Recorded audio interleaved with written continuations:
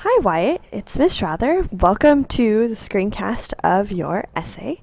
And I just wanted to let you know the first thing I'm going to do is take it and put it into a Word document.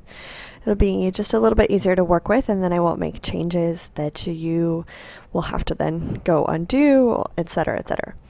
I've looked through it a little bit, and one of the things that I've seen is that you put this here, the quotes pending, which makes me nervous because we spent a couple of classes working on quotations or gathering quotations, filling out that essay planner. So make sure you get that done, especially because I just found out today you're going to be leaving in just 3 days. So make sure you've got this together. Okay, and the other thing that I was seeing is that you have just 2 body paragraphs, and that this is Sophocles for Oedipus, that you want to make sure you are using more formal language, this too. It's specific in... Oh, it's not actually in this rubric. It was in the rubric for your Odyssey essay. But you really want to be careful to use formal language in essays. And here is your conclusion. Now, something else that I see that's extremely important and is in your rubric is that you need to italicize anything that is a long work. The Iliad... It's a series of short stories, but it's still a long work, so we're going to italicize it. For every single paragraph, you're going to have them right up next to each other. Oh no, why do we have spaces? Okay, but make sure that you have pushed tab 1 time to get this. It looks to me like you did a bunch of spaces. You don't want to do that. Put tab 1 time, and then you will always be correct. You did this here too. Let's see what you did. More spaces. So you're working too hard in a way that's not useful in this sense. So make sure you're tabbing it. If you want to see what you've been doing, you can always push. Let's see if I can pull this up a little bit. This button, this paragraph button, actually helps you by showing you what is there. So you can see like that means space. The paragraph means you pushed enter to go down to the next one. So sometimes that helps if you're having some formatting issues. Okay. Oh, and one last thing. You need a works cited list. It's 2 points, but 2 out of 70 ends up being quite a bit. I like your title. That's cool. I know you're taking your essay in a totally different direction from everybody else, so I'm going to take that into account while I am grading and make sure that I'm not trying to grade you like this essay was really intended to be. Let's see. The first thing that I'm going to point out here is that you don't ever want to put 5R. You are in world literature now, or you can put English 9, or you could put world literature period 5, but if you're going to do that, make sure you spell it out. This is an essay. This is also the order that it needs to be in. And typically when you, so yeah, let's just take that out. Typically when you do the date, you want to go ahead and use the full version. That is a stylistic choice. Your other teachers might feel differently. Okay, but this is MLA formatting, at least the structure of your heading.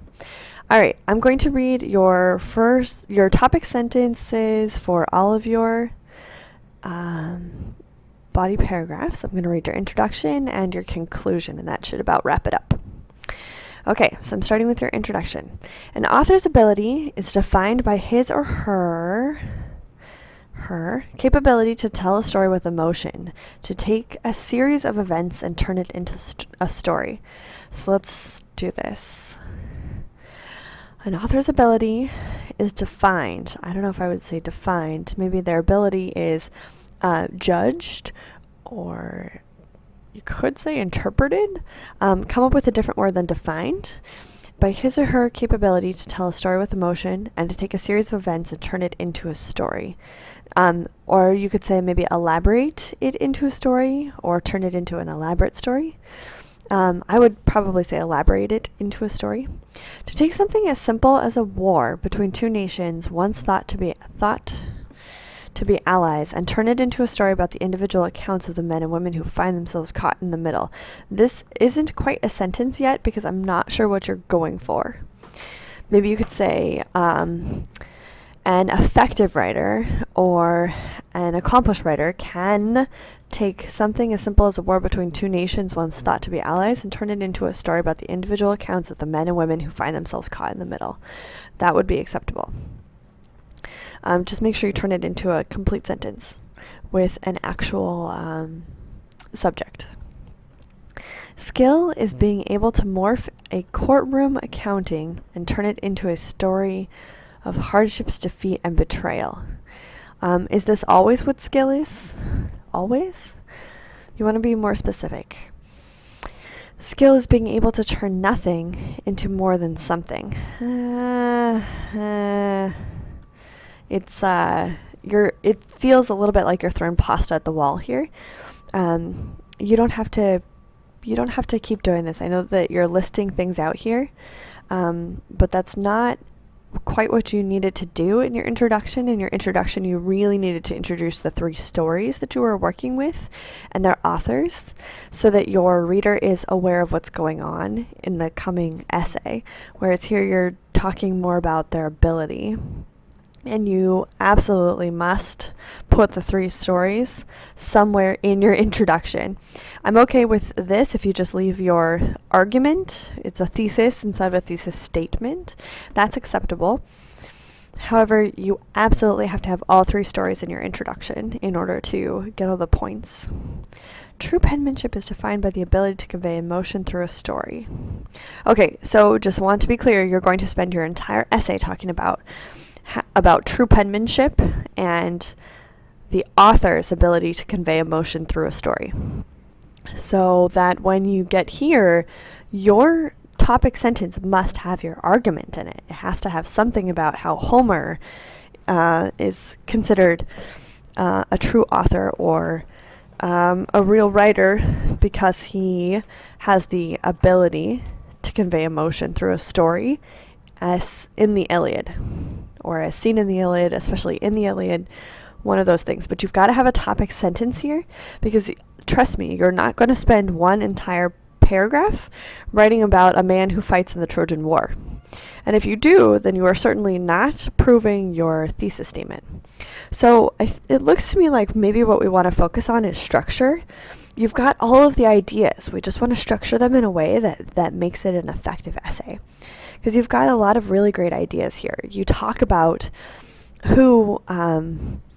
or about the Trojan War itself and about how the Iliad portrays it in a beautiful way or in an incredibly accurate way, shows the destruction and such. Okay, and beyond that, I want you to put in the quotations. Make sure that you are italicizing every time you see the Iliad. And every time you use the word the Iliad, and I want you to read this out loud to yourself. I think that you'll be able to hear some of these minor things if you go ahead and read it out loud.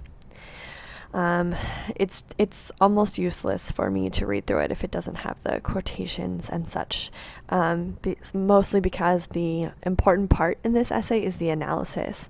Narrative, meaning when you're telling the story, you should have a very, very little of that and quite a lot of analysis after the quotations. Okay, conclusion. Through these authors, we can see already complex passing of events turned into masterful stories that make a reader feel as if he or she were in the middle of the Trojan War. Oh my gosh, oh my gosh, oh my gosh. That is the longest intro sentence I've ever seen.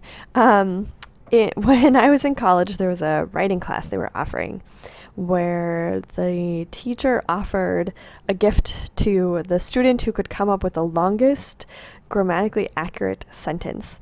That's what I feel like while I'm reading this.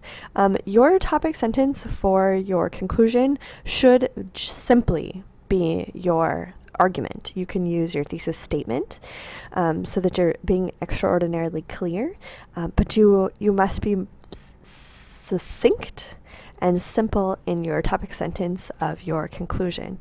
It will feel better for you too. It will feel more organized and more clear, and trying to figure out what goes where. That will really help you. Okay. These authors have skill. These authors can turn nothing into more than something, which you're going to have to be more explicit about what you mean with that. And these authors are true authors. Please be explicit also about that. What is a true author? You say they have true penmanship, but what does that mean? I think it has more to do with just penmanship is typically just how you write, like whether or not, when people say you have nice handwriting, that's really what penmanship is. So be careful what you're saying and how you're saying it. True penmanship is defined by the ability to convey emotion through a story. So that's one definition. I'll go and look it up. Actually, let's do that now.